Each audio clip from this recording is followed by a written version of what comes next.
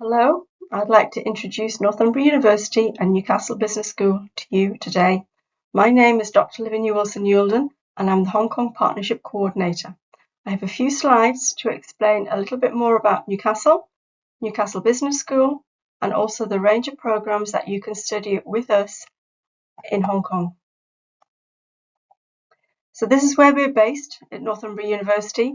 We're situated in Newcastle upon Tyne, which is in England, just below Edinburgh, which is in Scotland. We're very much based in the northeast of England, but we're roughly an hour's flight time to London and 3 hours train journey.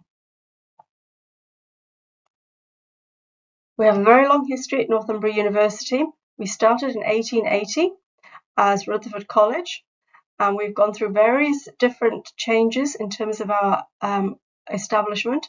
In 1992, we became a Northumbria University, having previously been Newcastle Polytechnic. In 2000, we became the largest university in the northeast of England, with a student population of over 32,000. And Northumbria University has continued to grow and establish campuses, and we have a very well established campus now in London as well as Newcastle. We also work quite extensively with lots of global partners. So we've worked in Hong Kong for a very long period of time. We also deliver programs in Sri Lanka, in Singapore, in Qatar. So we have very well established history of delivering international programs to a range of international students. We've won various awards. In 2022, we won University of the Year. So we were very proud of that achievement. And other awards that we have won have been, in terms of the Good University Guide, in 2025, we were awarded a Modern University of the Year by the Sunday Times. We have various different awards, so such as number 2 as a UK student city, and also in more recently, we won Modern University of the Year in 2024. We also one of the top 100 young universities of the world, top 30 for the number of UK graduates who go into skilled jobs, and also one of the top 40 UK universities. So we are very good at ensuring employability for our students. All of our programs are very much designed to ensure that you as a graduate have good management and leadership skills, and you also will be studying very contemporary, up-to-date research that's been undertaken by academics, many of which are based at Northumbria University. So why study with Northumbria? Well, we have a strong global brand, which has been developed through the university's long-standing engagement with a wide range of markets. We have an attractive and known brand for business undergraduate programs because we've been delivering particularly overseas for a long period of time. We are an established provider with 20 plus years experience in transnational education, with Hong Kong as one of our key focuses. Significant experience in delivering programs overseas and in Hong Kong with internationally designed programs. All of our programs are research informed, which are continuously being developed to maintain relevance to employers and enhance your employability as a graduate from Northumbria University. We have a long-established partnership with Speed in delivering business programs to part-time students, and that has worked very well, and we have a huge number of students who have graduated from Speed with us in terms of their business programs. So the programs that we deliver with Speed are BSc with Honours in Global Business Management, the BSc with Honours in Global Business Management Human Resource Focus, BSc Honours in Global Business Management focused on logistics and supply chain. All of these programs are delivered part-time over a 2-year period. All of our modules have an international business focus, and you will look at a range of different case studies which will all be linked to international companies and also international organisations and cases. 2-year program, which we've delivered for a long period of time, so we're very good at delivering to part-time students over that period. And there are no exams. And Student Network as an account for you will include Northumbria University email, where you'll have access to all of our student portal, our online library, and technology enhanced learning facilities in exactly the same way as our students in Newcastle do. So there are huge numbers of resources that you can access as a part-time student for Northumbria, and all of that is very much led by our support through technology and the resources from our library and our study skills are available to you online in the same way they would be to a student in Newcastle. So I've gone very briefly over some of those key points. Again, my colleagues at Speed will go into more detail about the programs that you can choose to take with us, but we very much look forward to you joining us and successfully gaining your degree from Northumbria University on the range of programs that we provide for you on part-time delivery. So please join us. One of our slogans that we have as Northumbria University is Take on Tomorrow, and it's very much our programs are designed to support you in terms of your employability, your skills, your attributes, and also to take on the challenges that we face globally from a management and business perspective going forward tomorrow. Thank you. 好啦，咁我哋而家睇一段片啦，咁就係簡介一下 Northumbria University 咧係咩嘅院校。咁咧嗱，其實我哋呢一個課程咧喺香港嘅非本地高等級專業教育規管條例裏面啦，好長啦。咁呢個係獲豁免註冊嘅課程。咁即係咩意思咧？其實香港政府咧係承認本港嘅8大院校啦，同埋自資院校所舉辦嘅課程啦。咁所以所有嘅海外課程，例如劍橋大學啊、清華大學呢一啲，其實都唔納入個名單嘅。咁一般僱主咧都會去睇翻間院校，而決定會唔會接受認可呢一個海外嘅課程嘅。好，咁呢一度你見到咧好靚喎，係咪？呢一個其實就係 Northumbria University 喺 Newcastle 嘅 campus 嚟㗎，咁就 Business School 嘅 campus 啦。咁佢哋咧其實個 main campus 咧主要就會喺 Newcastle 嗰度嘅。咁而至於 Newcastle 邊咧，其實就係如果你由倫敦過去咧，大概坐1個鐘頭飛機啦。如果係搭火車嘅話，係3個鐘啦。咁喺現時嚟講咧，嗰度已經有成37000個學生㗎啦。咁啊，超過37000個學生係由137個地方嘅有唔同嘅 campus 嗰度學習啦。咁而香港係其中一個啦。咁佢哋咧就有啲strategic partnership 嘅。咁即係話咧，例如香港同 Speed 咁咪有合作搞呢個課程啦，又或者喺印尼啊、馬來西亞等等啦。咁所以其實Northumbria University 咧就會係比較有一個 strong links with industry 啊，即係同啲業界咧會有多啲聯繫嘅。而呢一間院校其實就係1969年成立啦，嗰陣係理工啦。咁然後咧1992年就變咗為呢一個大學㗎啦。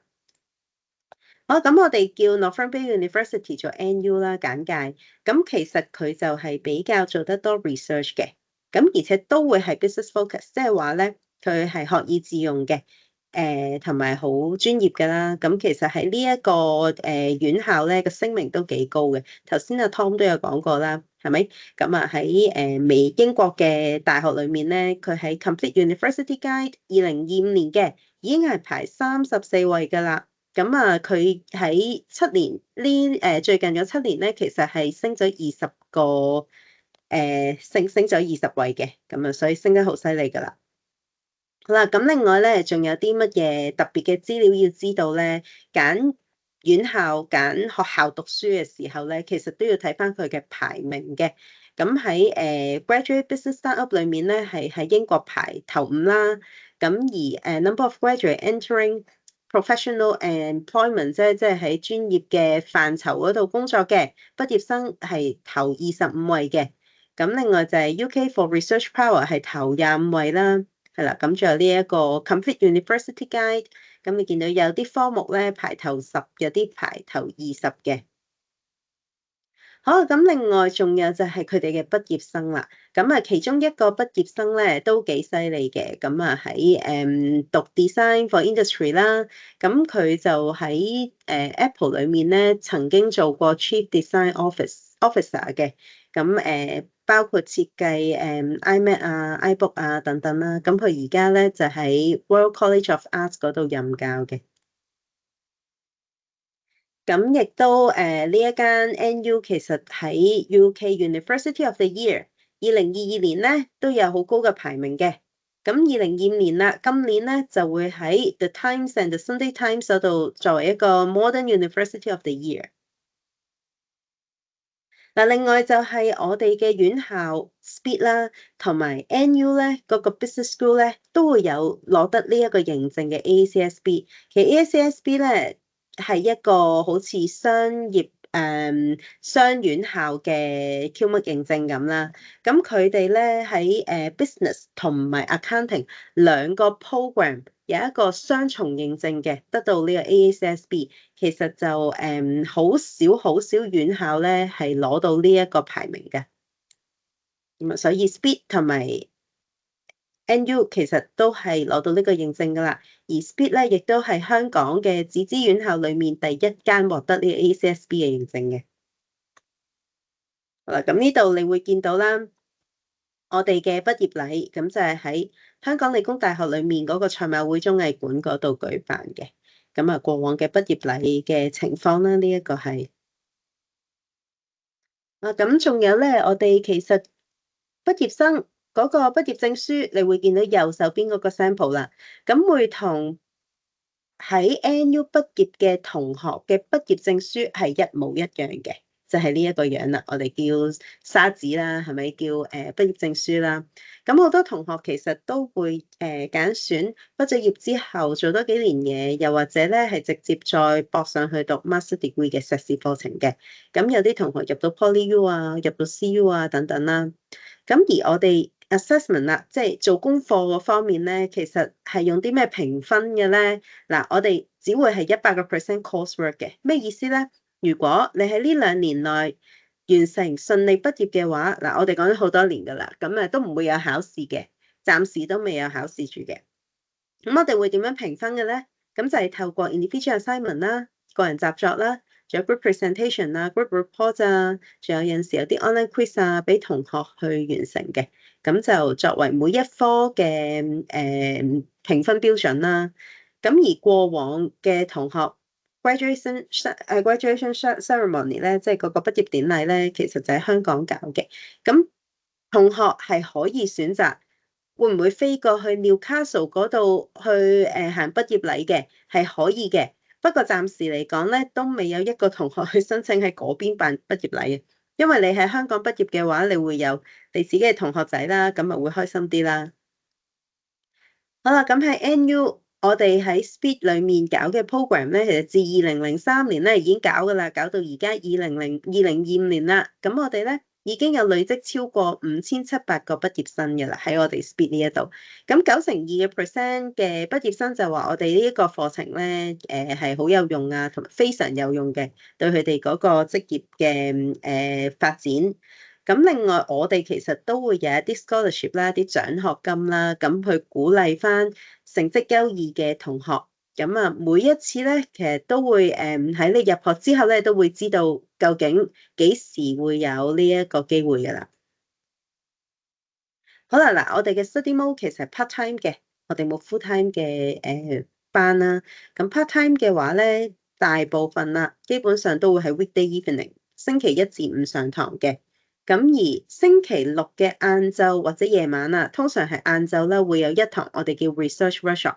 呢一個好重要，教同學點樣去認識咩叫做 citation 啦。因為而家喺香港、喺外國又好，全球啦嘅所有院校咧，都需要做 referencing 嘅，即係話要寫出處啦。咁啊，引用咗用咗啲乜嘢數據啊，用咗啲乜嘢 idea 啊，其實都需要引經據典嘅。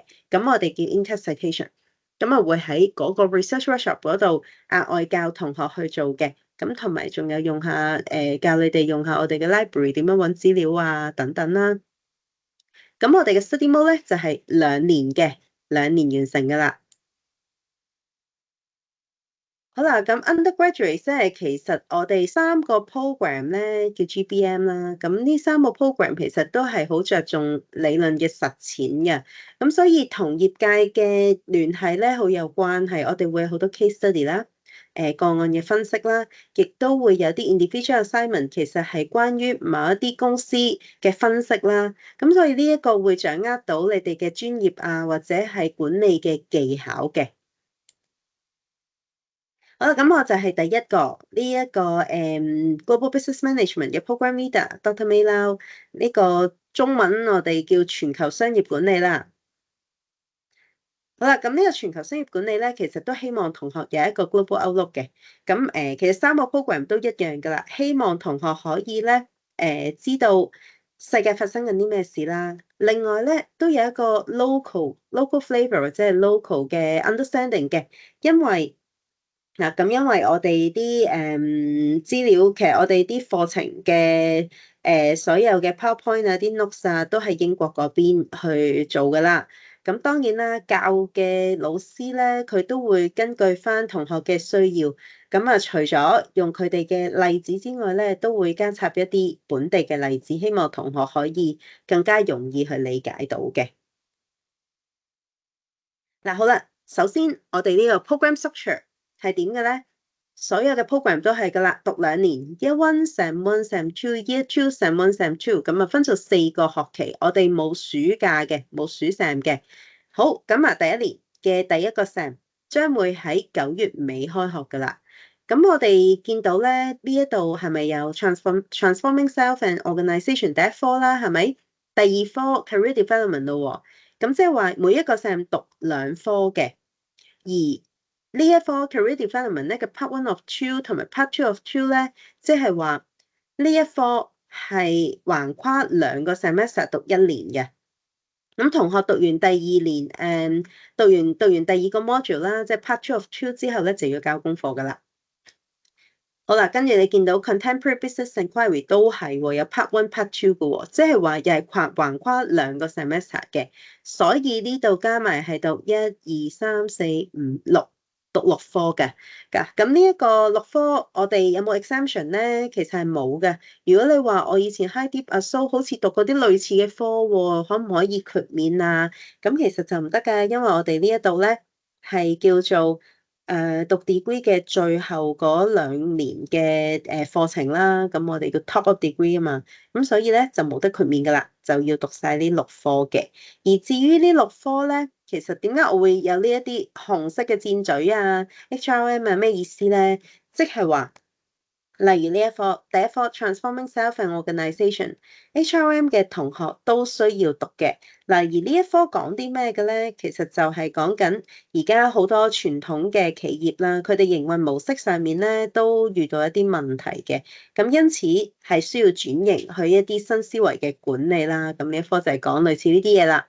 然後 Career Development and Research Informed Learning 3個 program 都需要讀嘅，因為呢個講緊係一個生涯規劃啊，你嘅職業管理，你嘅前途，你諗住去點樣去規劃啦？咁呢個就 Career Development 啦，就透過做一啲心理測驗啊，去認知自己究竟有啲咩需要啊，你嘅強項弱項啊，跟住再去分析究竟你第時你嘅職業會唔會有所改變啦？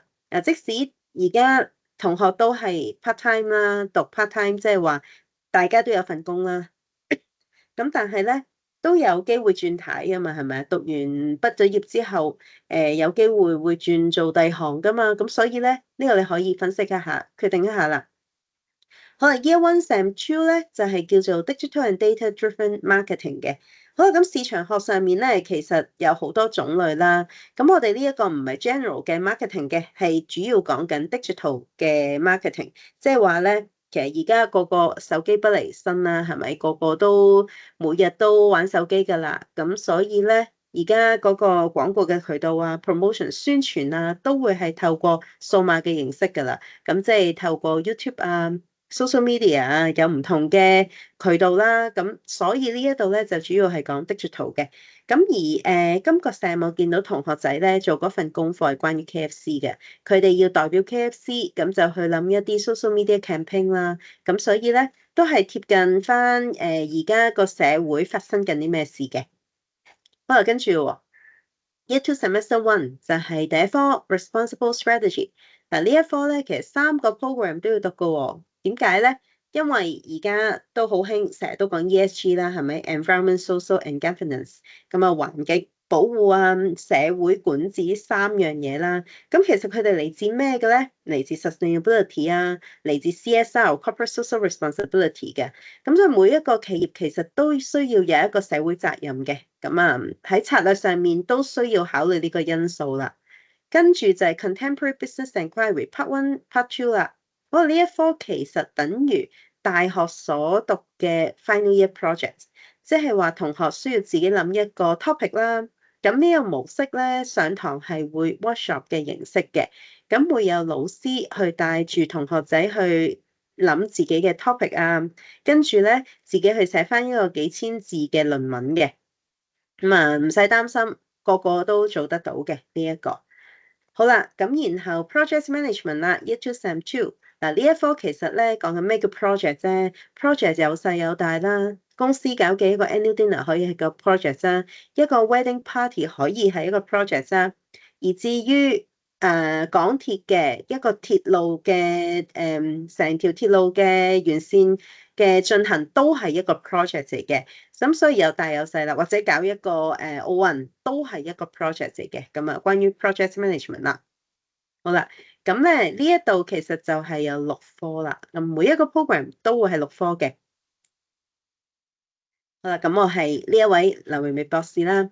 咁其實我哋咧呢個課程係冇考試㗎，咁好適合讀緊做緊 full time 嘅同學啦。因為大家都嚟自唔同嘅背景，咁佢哋咧喺我發覺啲同學仔咧喺 group project discussion 啊 presentation 嘅時候，因為個個都背景唔一樣啦，咁所以佢哋都可以擴闊佢哋自己嘅視野嘅。咁大家一邊工作一邊進修咧，咁可以更加知道自己嗰個進度啦。咁而 NU 嘅課程都可以促進到畢業生嘅事業發展嘅。而至於佢哋攻讀碩士課程咧，其實都係有好多同學會選擇呢個嘅方法啦。咁有唔少嘅 NU 畢業生咧都成功可以入讀到本地大學嘅碩士課程嘅。好啦，咁我哋以前咧 BABM 我哋仲未叫 BBA 嗰陣咧，咁就係business management 嘅。咁有一位1級榮譽生啦，咁佢就話佢需要接觸嘅客戶通常都係以歐洲人為主啊。而呢個課程咧，令到佢明白到歐洲公司嘅商業運作模式啦，令到佢同客戶溝通嘅時候更加得心應手嘅。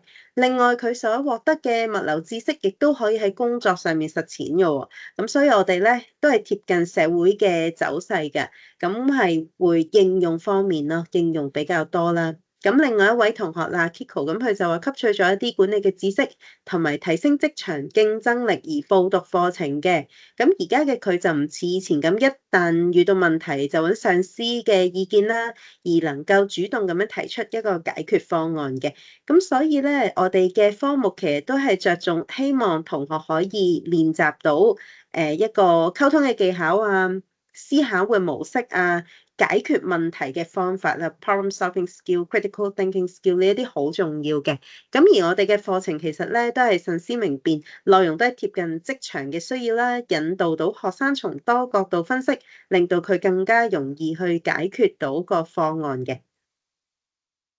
好啦，第2個 program 啦，如果有興趣讀 resource management 嘅同學咧，咁呢一度就可以睇翻啦。Dr. Jonathan Cobb 就係個 program leader。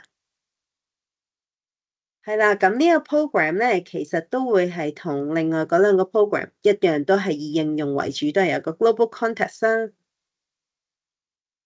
program structure 方面咧，其實頭先基本上我都講過晒嘅嗰啲 program，嗰啲學課，除咗呢一科啦 ，Contemporary Issues in Business and Management 啦，嗱呢一科咧其實就係比較闊嘅，比較 general 嘅，咁需要學到管理方面或者係商業方面一啲重要嘅技巧啦，例如 leadership 啊，例如分析外在環境啊、內在環境嘅因素，然後去決定一個策略啦。咁跟住亦都係 career development 有2個 semester 要讀啦 ，contemporary business inquiry 亦都係要讀2個 semester 嘅。而 HR 嘅同學呢一個 topic 上面嘅揀選就一定要關於人力資源㗎啦。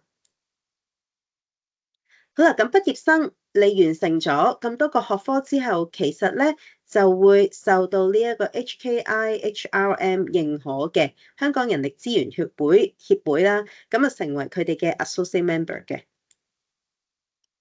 呢一位就係 Dr. Jonathan Kwok，program leader 啦，咁佢就話唔少學生咧都係中層嘅管理人員，都經驗豐富，不過咧都係欠缺學歷而冇咗一個晉升嘅機會啦。咁所以好多同學仔咧畢咗業之後都係為咗升職嘅。咁啊 NU 唔單止國際認受性高啦，亦都獲得本地僱主嘅認可嘅。我哋嘅教學內容都係嚴格遵從 NU 喺英國當地嘅課程，而且結合本地個案作為教材啦。咁啊，廣闊到香港嘅國際視野之餘，亦都能夠加深佢哋對現今社會嘅理解，咁啊實用性好高嘅。另外咧，以前有一位HRM-BA 嘅時候嘅同學仔，一級榮譽生咧，佢就話 NU 嘅設計課程有助訓練學生嘅批判思維啦 （critical thinking skill） 啦，亦都透過學習唔同嘅理論，令到佢明白應該以多角度嘅思考問題，例如分別企喺僱主啦，又或者員工嘅立場啦，衡量各種嘅因素。尋求合適嘅解決方案，以達到雙贏嘅局面嘅。另外，理大嘅圖書館亦都提供理想嘅學習環境啦。嗱，呢個都係一個重點嚟嘅喎。你哋係可以用理大圖書館嘅，咁可以喺個溫習啊、做功課啊等等啦。好啦，另一位同學啦，阿 Wendy 佢就話過往咧都係任職航運物流業嘅，咁啊有志於投身人力資源管理嘅行業啦，咁所以咧佢就返校園去進修，咁而家已經係人事行政經理啦。咁令到佢最深刻嘅就係其中一份研習、其中一份功課啦，或者 project discussion 啦，需要透過唔同嘅測試計劃自己嘅職業生涯。嗱，呢個就係 career development 嗰一科啦。咁啊，對佢嘅未來工作規劃係有好大嘅幫助。你睇下佢係由 logistics 轉咗做 HRM 嘅。我第3個 program Logistics and Supply Chain Management 啦 ，program leader 叫 Dr. Peggy Ng。嗱，咁呢一個科目咧，其實當然啦，就係主力關於物流業嘅供應鏈嘅發展啦。咁喺呢一度咧，你會見到有2科係同頭先唔同嘅，就係例如 supply chain innovation 啦。咁 supply chain innovation 講緊咧，供應鏈其實都需要有創新嘅意念啦。而家又講好多人工智能啊，要用 digital 嘅方法啊等等。咁呢度喺供應鏈上面都可以令到成個流程更加順暢，可以更加減省到成本嘅。咁而第2個科目啦，呢一個 Global Supply Network Management 咧，其實就係講緊而家有好多唔同嘅模式去做運輸啦，係咪？咁啊，要睇下邊一種運輸方法令到嗰個成本效益更加好嘅。咁其他嗰啲都係頭先講過噶啦。咁而呢一個 Contemporary Business Inquiry 咧，就係需要同學要揀翻 Logistics and Supply Chain Management 嘅 topic 去做自己嘅 Final Year Project 咋。咁啊，做完之後就會成為專家噶啦。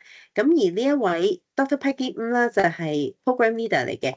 咁咧，佢就話課程能夠令到學生從宏觀嘅角度了解物流同埋供應鏈行業每一個環節嘅角色同埋運作。有曾經修讀另一個 NU 物流及供應鏈學士嘅課程畢業生咧，就話 NU 嘅課程所教授嘅知識都係非常實用啦。例如喺管理供應商嘅時候，佢哋能夠採用更加有效嘅系統去評估佢哋嘅。好啦，咁有一位2級甲等嘅 Second Upper Honour 嘅同學仔啊 ，Billy 就話好讚賞導師備課充足啦，而且願意花時間去指導同埋提點學生嘅。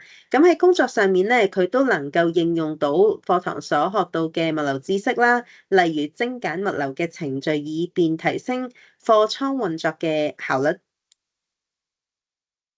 另外一位同學咧，Inky 咁佢就話呢個課程幫到佢深入了解成個供應鏈管理嘅領域，亦都有唔少嘅呢個小組討論，即係 group project discussion，咁促進唔同背景嘅同學可以互相交流啊。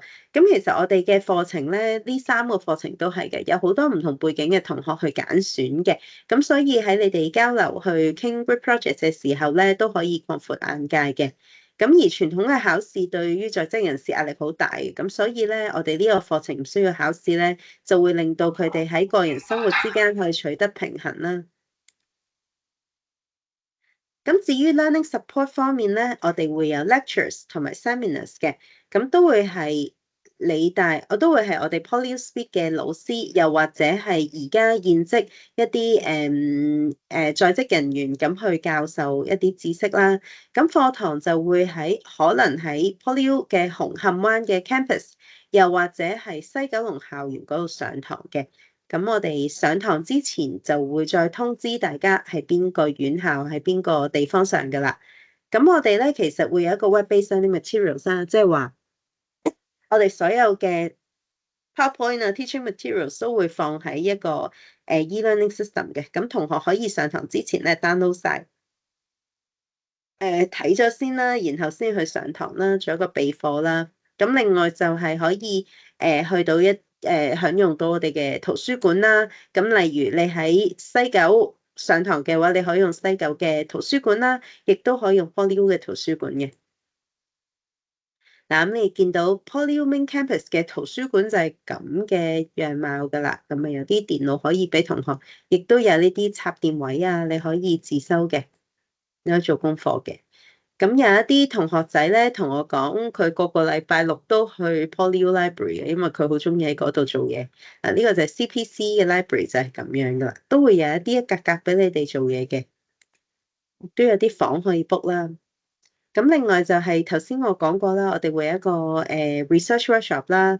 另外開學之前會有一個 orientation 嘅，咁我好強調呢一個 orientation 真係好重要嘅，話俾你聽有啲咩嘢需要留意啦。另外亦都會有一個 library 嘅 introduction 啦，咁其實就係一個 online 嘅 version，咁大家可以自己時間去睇啦。咁仲有就係一啲其他嘅 academic support，例如你有問題嘅時候都可以揾老師揾翻 program leader 去幫你手解決一啲問題嘅。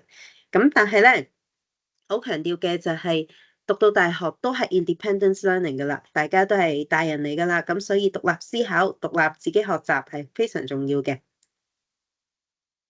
仲有就係我哋都會有一個免費嘅 optional 嘅，即係你可以揀讀或者唔讀嘅英文嘅寫作班啦。嗱，呢個英文寫作班咧，其實我哋有啲位有限嘅，咁好似冇記錯嘅話係上2堂嘅，咁你哋可以學到一個 English writing skill，咁啊關於你嘅工作㗎喎，咁所以咧呢一個都其實都好踴躍。有好多同學好支持報名嘅，咁所以咧一見到有呢個 workshop 嘅話，你哋就好即刻報名啦。咁就係我哋 free 俾同學仔，特登搞俾同學仔嘅一個額外嘅支持啦。嗱，紅磡灣嘅校園究竟喺邊咧？見到呢一度啦，其實呢一度咧就係港鐵嘅紅磡站，行過去大約10至15分鐘啦。黃埔站行過去都係10至15分鐘啦。咁啊喺兩邊嘅中間，紅磡灣校園係咁嘅樣嘅。咁我哋現時咧，其實就喺紅磡灣嘅對面香港理工大學嘅宿舍嗰度上堂嘅，嗰度有啲課室。又或者有機會遲啲咧會搬翻去我哋西九龍校園嗰度上堂啦。咁亦都係嗱，呢度奧運站行過去係10至15分鐘，油麻地站都一樣10至15分鐘嘅，睇你行得快慢啦。慢慢行嘅話15咯，如果行得好快嘅話就10分鐘行到噶啦。呢個係我哋西九龍校園嘅校舍啦。好啦，另外我哋仲有啲乜嘢支持咧？其實就係有一個 summer school 嘅 English Language and Cultural Learning Program。咁其實呢一個咧program 咧都好多同學好中意嘅，咁就係 summer break 嘅時候咧會搞嘅。咁過往都係大約會6月或者係7月嘅時候會有呢一個 summer school 啦。咁呢個 summer school 咧就係同學需要自己報名㗎啦。咁你哋請咗假，然後我哋會提供呢一個 program fee 嘅，即係我哋 subsidize 個 program fee 啦，我哋資助呢一樣嘢啦，你哋唔使交學費啦，而且應該係包埋住 hostel 嘅 accommodation， 住宿方面會住翻喺佢哋嘅宿舍嘅。咁而你要俾嘅就係機票錢啦，同埋你嘅食啦，同埋 transportation 啦 ，local transportation 啦。咁上年咧喺7月嘅時候就去咗一轉啦。咁我哋都搞咗幾次噶啦。咁上年咧就有22個 full time speak 嘅speak 嘅學生，同埋幾個 part time 嘅學生啦。睇下先，哇太細粒啦，揾唔到佢哋啊。有幾個呢個 part time 學生嚟嘅。跟住另外唔知攝咗去邊呢個都係 part time 學生嚟嘅。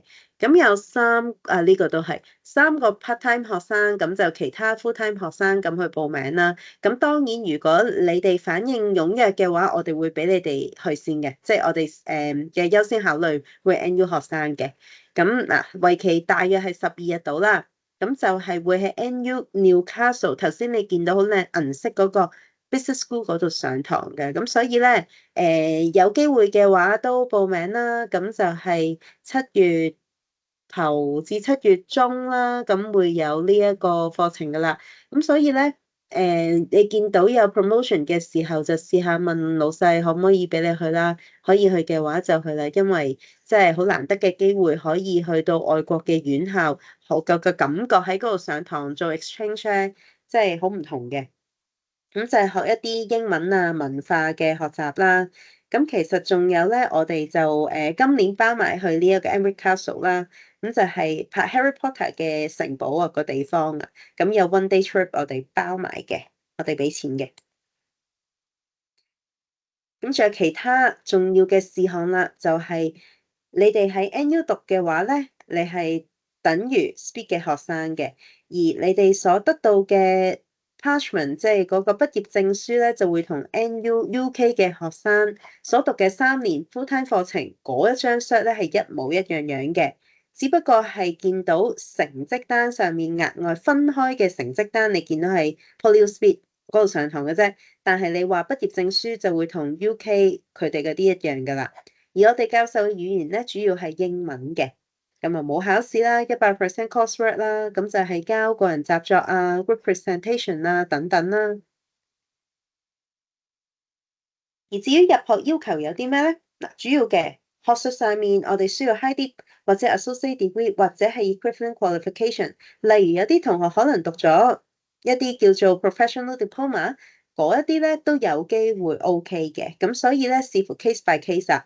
咁總之係 business related 啦，而且亦都可以係呢一個 higher national diploma 都得嘅。language 嗰方面咧，如果同學有考過 IELTS 嘅話，咁需要6.0啦，或者你喺 HALE、HACEE、HADSE，又或者喺你哋 high dip 或者 associate degree 有英文嘅話，我哋都會睇嘅，都會計埋落去嘅。咁頭先所講啦，有一啲其他 qualification，你都不妨可以去報名嘅。咁係會 case by case 啊，唔係個個都 OK，但係咧都有機會成功。咁你哋都可以去少申請嘅。而申請者咧，我哋係會需要你哋去面試啦，做一個 interview 啦，同埋 admission test 嘅。咁呢啲都會係 online 所做噶啦。admission test 係關於啲咩咧？我哋唔係考你知識嘅，咁希望可以test 到你嘅英文嘅寫作能力啦，咁啊希望你哋可以寫至少250字，仲有唔好 repeat points 啊，要用 essay format 啦，即係一段段嘅，唔會係一句一句句子嗰一種啦，唔可以寫 point form 嘅。咁有陣時關於時事啊，關於學習啊，咁就希望可以 test 到你嘅英文啦。而至於學費方面啦，咁就係85,000蚊嘅，分4期去交85,000蚊。總數係85,000蚊，分4期去交。同學可以申請免入息審查貸款嘅，詳細嘅資料可以去返政府嘅網頁去睇啦。而新嘅同學即係你新入學嘅話咧，第一期嘅學費你需要自己交嘅，之後咧可以再問返呢個 SFO 去 transfer 返個錢俾你嘅。好啦，嗱呢個好緊要喎，今日嘅 application fee 咧就係免咗㗎啦，因為你聽咗呢個 info seminar。咁去到interview 嘅時候，你都可以講俾我聽，即係如果 in 最即係 general 嗰個 GBM 嘅話咧，你可以話俾我聽啊，我有嚟個 info seminar 啊，咁我都會知道下你聽過啦。咁我哋需要有啲咩？填咗張 application form 啦，仲有需要你哋嘅成績單啦。咁成績單咧，麻煩係清楚影出嚟俾我哋見到啦，因為有陣時有啲我收到好蒙嘅影出嚟。咁最後，如果你有 public exam 嘅話，咁啊俾埋啲 results 啦。記住唔係嗰張畢業證書喎，除咗證書之外，仲要個成績單，即係見到你攞咩 grade 或者攞咩分嗰個，又或者任何嘅英文 language 嘅 test 啦。好啦，咁所有嘅 form 咧，請你哋 email 嚟呢一個地方啦，呢一個電郵啦。咁你哋而家可以 cap 低張 screen 網咁抄低咗佢先啦。或者係 Travis 喺個chat box 嗰度打一打呢一個 email 啊。咁我哋有個 application deadline 嘅，就會係4月25號，咁都差唔多，仲有1個月嘅時間，你哋可以報名啦。因為咧，我哋9月尾就會開學噶啦。係啦 ，Travis 擺咗喺嗰個 email address 擺咗喺個 chat 嗰度嘅，咁同學可以睇下啦。9月29號。嗱，咁你哋4月尾咧之前交咗張 form 啦，咁我哋會喺5月頭通知究竟需唔需要嚟 interview 嘅，因為有啲同學成績優異，咁我哋唔需要你哋 interview 噶啦。咁如果需要 interview 嘅話，5月3號會通知大家，然之後5月10號你要 mark 低啦。5月10號有一個 online 嘅 interview，或者有啲同學需要英文嘅 test 嘅。5月10號 offer 究竟幾時俾你咧？通常就會係1-2個禮拜之後啦 ，mid-May。第一期嘅學費就會係5月28號需要交嘅，5月28號。咁呢個 admission schedule 你都可以影低佢啦。好啦，咁而至於咧，我哋嘅 award classification，即係話你畢業會有啲乜嘢honor 攞到咧？頭先咪有啲畢業生分享嘅，咁可以係1級榮譽生啊。2級甲等同2級乙等啦，同埋一個3級嘅榮譽生啦。咁當然越高越好啦。咁就係如果1級榮譽生嘅話咧，同學嘅每一科嘅平均分就需要有70分或以上啦。好啦，咁呢度你可以見到我哋嘅 contact 嘅，我係第一位 Dr. May Lau。如果想報讀 Human Resources 嘅同學，你有問題亦都可以問 Dr. Jonathan Kwok。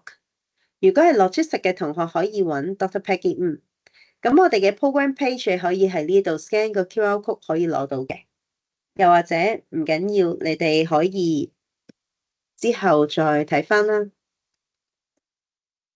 我將呢兩個擺咗喺個 chat 嗰度，你都可以睇返嘅。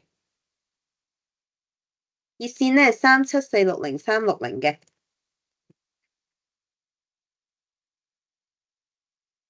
或者直接揾我哋嘅admin 嘅同事37460036 Travis Kwok 嘅。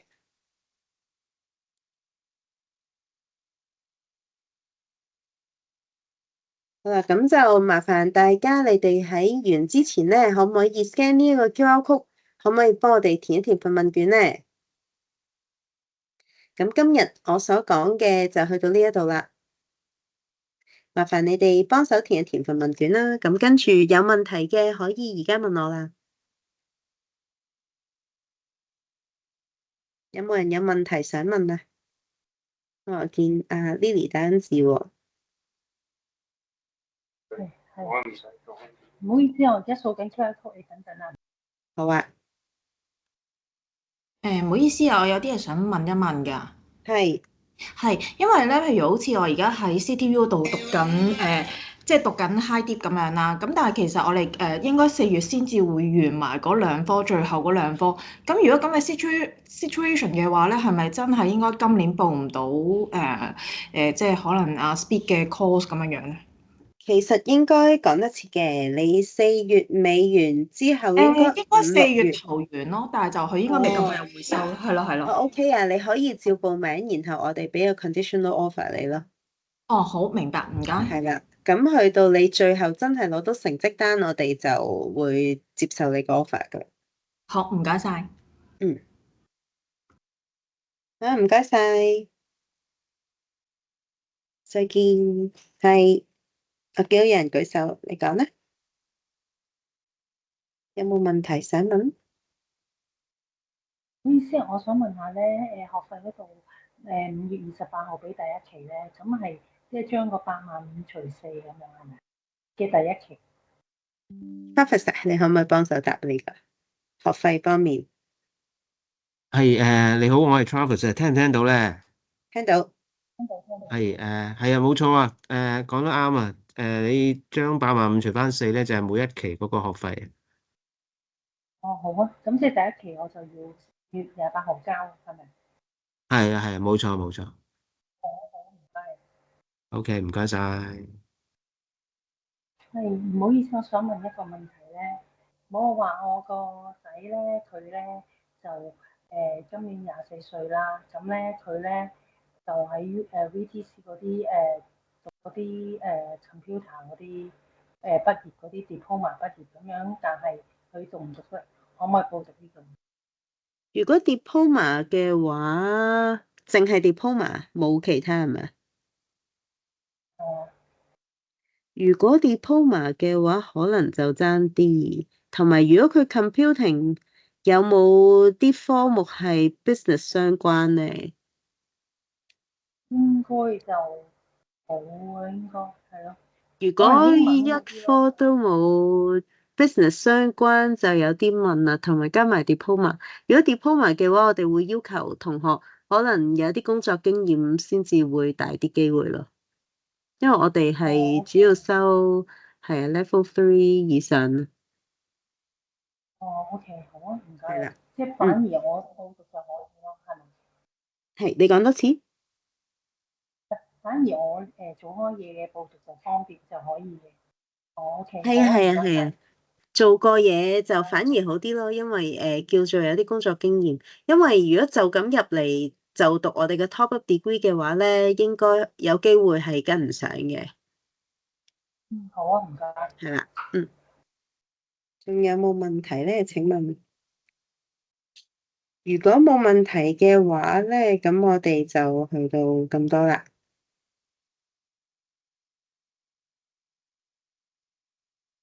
再見，有機會再見你哋啊！拜拜。